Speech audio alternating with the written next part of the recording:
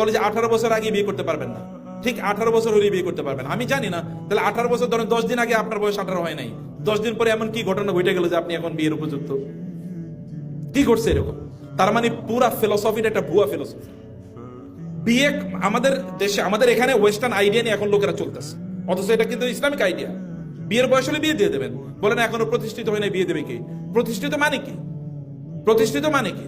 আল্লাহ তাআলা বলেছেন তোমার যদি টাকা পয়সা না থাকে তাহলে বিয়ে করো, তাহলে আমি তোমাকে ধনী বানিয়ে দেবো।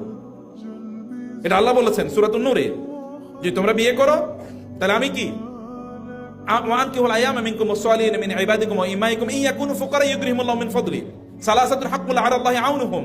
3 ব্যক্তিকে সাহায্য করা আল্লাহর দায়িত্ব হয়ে যায়। তোমাদের কেউ বিয়ে করলে তাকে সাহায্য করা আল্লাহর দায়িত্ব হয়ে যায়। এখন আমরা বলছি না, বিয়ে করানো যাবে না, কারণ এখনো বয়স হয়নি। এটা কি হয়েছে? এবং বিয়েটাকে যত জটিল করা হবে, জেনা তত কি হবে? সহজ হবে। এবং তাই হচ্ছে কিনা সমাজে। এবং খুবই আনফরচুনেটলি আমাদের এই সমাজে যারা এত বছর রাষ্ট্র চালাইছে, তারা দেখাইছে যে তুমি জেনা করো নো প্রবলেম, কিন্তু বিয়ে করলে তোমার ধরে নিয়ে যাবো।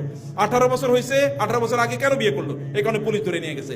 কিন্তু 9 বছর 11 বছর একটা মেয়ে তার কথিত বন্ধুর সাথে হাত ধরে পালিয়ে চলে গেছে, গোটা বাংলাদেশ অস্থির। ওই যে কি জানো, সুবানা কি জানো, গোটা বাংলাদেশ 11 বছর একটা মেয়ে।